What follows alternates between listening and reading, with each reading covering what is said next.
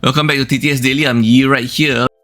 We're going to have an update on a story that we covered previously on the late actress Kim Sae-ron, who was found unalive on February 16, 2025. So now it has been alleged that Kim Soo-hyun, a prominent South Korean actor known for It's Okay to Not Be Okay and Queen of Tears, is embroiled in an alleged underage dating scandal with the late actress Kim Sae-ron. Okay, so Kim Sae-ron once again died by choosing to unalive herself on February 16, 2024 at age 24, which coincidentally is Kim Soo-hyun's 37th birthday, okay? And to recap back a bit, Kim Sae-ron's career suffered a 2022 drunk driving incident where her agency, gold medalists, have to cover over 700 million won in compensation for her, okay?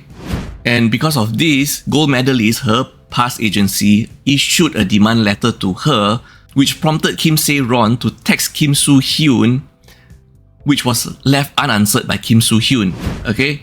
And Kim Sae-ron also posted a selfie of them on Instagram in March 2024. Now, there's also allegations from a YouTube channel, Harasser Research Institute, that claim Kim Soo-hyun and Kim Sae-ron were in a 6-year relationship starting from 2015 to 2021, when Kim Sae-ron was just 15 years old and Kim Soo-hyun was 27, okay? In South Korea, the age of consent was 13 until raised to 16 in 2020, and adulthood is defined as 19 years old, okay?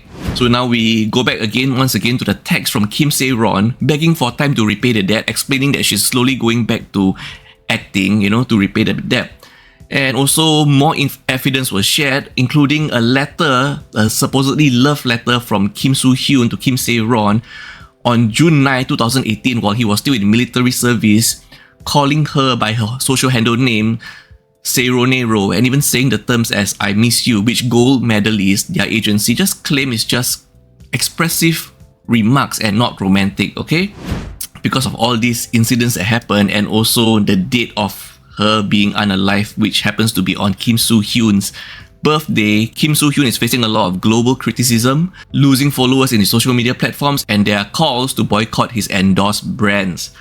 Even his co-star in other drama series was dragged into the controversies just because netizens are saying she could be the reason of why Kim Soo-hyun and Kim Sae-ron might have broken up, And now, gold medalist Kim Soo-hyun's agency and Kim Sae-ron's past agency have come out on March 14, 2025. Kim Soo-hyun and the late Kim Sae-ron were in a relationship, but from summer 2019 to fall 2020. That means Kim Soo-hyun was 31 to 32 years old when he started dating Kim Sae-ron, who was 19 to 20 years old. This is to refute claims that Kim Soo-hyun dated Kim Sae-ron when she was a minor, okay? And gold medalists also addressed a photo from Harasser Institute, the YouTube channel that alleged a 2016 relationship, stating the photo was taken in 2020 because the clothes worn in that photo were only released in 2019. Finally, gold medalists called all these reports as false and baseless and promised legal action against Harasser for spreading falsehoods. That was quite a lot to uncover. Let me know if you have more context on this whole story / scandal, because as you know, we're not really tuned into the world of entertainment here. We're now in Japan, Yamagata City and Tokyo, where a 34-year-old Singaporean man who claims to work in the delivery business has been charged for impersonating a police officer. This was his first arrest in February 2025, where he scammed a woman in her 20s in Yamagata City, Japan. He scammed a total of 260,000 yen, which is about 2,300 Singapore dollars, by posing as a police officer via phone call, which is pretty amazing. That means his accent have to really sound very local to convince someone, right? Considering he is Singaporean. And the second arrest was when he was suspected of stealing 860,000 yen, which is about 7,700 Singapore dollars, from an ATM in Toshima Ward, Tokyo, okay? This was allegedly conspired with several others, okay? So he didn't work alone this time. And he used an illegally obtained card under someone else's name to withdraw the money. So once again, this 34-year-old Singaporean man initially arrested in February 2025, and he was subsequently arrested for a second time after investigation of the first case. How do you get arrested for a second time if you were just arrested last month for fraud? Did they release him? These are some of the details that I wish I could share with you to be updated. We're in Malaysia, Johor Bahru right now, where a Singaporean man, Joshua, was allegedly harassed and propositioned by another man in a restroom at Toppen Shopping Centre, a family-oriented mall in Johor Bahru, on February 15, 2025. Joshua was on a day trip with his wife and two young children, aged 2 years old and 6 months old. Joshua was at the restroom. While Joshua was using a urinal, another man, allegedly peeped over the partition and looked down on him. Looked down at his private areas, okay? So we have a unwritten code of conduct in the urinals for men, okay? We only look forward and we only look down at our own business. We do not look left, we do not look right. So when someone else look over the partition to look at your business, that is wrong, okay? So Joshua felt uneasy and quickly left the restroom. He then waited outside to confront the man, and when the man was confronted by Joshua, the man made an obscene gesture propositioning Joshua for indecent acts, okay, and then suggested they go together to a cubicle. Joshua started shouting and tried to take photos, and the man fled to a cubicle and locked himself in. Joshua then tried to find more security, but he couldn't find any more security while searching for assistance. He later confronted the man again outside the restroom, but was convinced by his wife to drop the matter due to concerns about retaliation, and they were with their two young children. Joshua then emailed Toppen Shopping Centre, which confirmed a police report was filed but provided no further updates. The incident occurred on the mall's third floor near a playground, water park, and unisex children's shower area accessible to any adult. As a father, Joshua expressed worry about child safety and urged parents to stay vigilant at malls.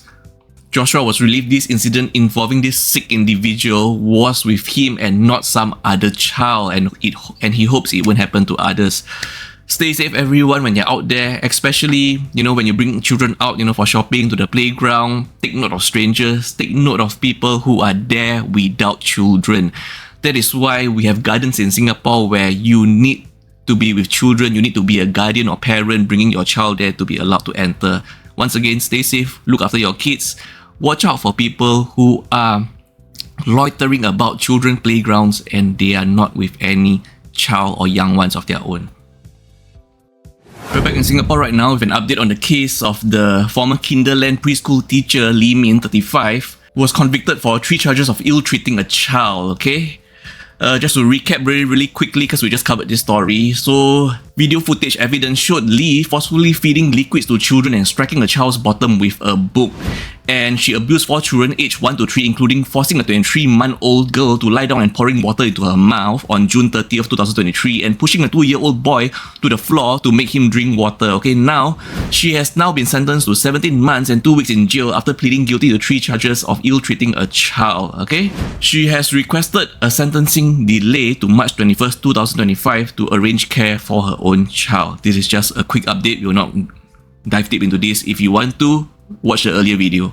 Thank you. How did the world come to this, where people think, you know what? Kids should be allowed to be running around the playground, sucking on a lollipop, and you know what? Let's make that lollipop on top of a light stick. So look at this. This is actually a lollipop. A lollipop with a whole light stick in it. Okay? My kid just came back from a play date with his friends at the playground, okay? And apparently they are selling these lollipops with light stick inside. I was really shocked because I saw him washing this in the basin. I asked him, did you get this at a playground, this light stick? And he told me, no, it's actually a lollipop. So if you can see, there's a lollipop over this plastic tube which has wires running in and an LED bulb right here. A whole lollipop. So whose bright idea was it to think, you know what? Let's make a lollipop with a light in it. Let us suck on lollipop and eat lollipop while putting a whole electric current with light through it in our mouths. Who actually thought this is a good idea? I must be so out of the loop that I don't even know this is a thing. To me, this is totally dangerous and a hazard for kids to eat and even adults, okay? Look at this, a whole plastic tube with cables running through it and an LED bulb at the end in a plastic tube. And this is supposedly to be a crab-shaped lollipop. So I went to check online, and there are several kinds to buy. You can buy in several different shapes and form. It could be in a hand shape, thumbs up, heart shape, rose shape, flower shape. Basically a light stick, a light bulb, a LED light bulb, encased in a plastic tube covered with a lollipop. How is this a good idea? I am honestly really infuriated seeing that my child actually ate this lollipop. Even so, knowing that it was sold by the cafe in the playground where children are excitable, running, you are selling them this lollipop. How is this even? This is actually a hazard, putting a whole light in your mouth while you suck on a lollipop. Make it make sense. And upon searching online, there is another form of lollipop which uses glow-in-the-dark sticks. And those glow-in-the-dark sticks actually have toxic chemicals inside, you know, right? The glow-in-the-dark sticks, when you break it, when you snap it, for it to start glowing. What is the world coming to? Where is the common sense where people start to think, you know what, it's really alright, let's put a light in our mouth while we suck on a lollipop? How did the world come to this, where people think, you know what, kids should be allowed to be running around the playground, sucking on a lollipop, and you know what, let's make that lollipop on top of a light stick which has a live electric current running on a battery with a LED bulb, you know? God forbid they might bite and break the casing and get electrocuted, or maybe the casing itself might have been broken, or if the wiring is not intact and they already get shocked the moment they lick into this lollipop. How is this even a thing? How is this even allowed being sold in playgrounds? I can see some adults actually use this in night venues or in concerts, okay, for adults, yeah. But even though that is totally unsafe and I don't recommend it, but I see some adults, you know, yeah, some adults might use it in night venues, but this is being sold in the playgrounds cafe.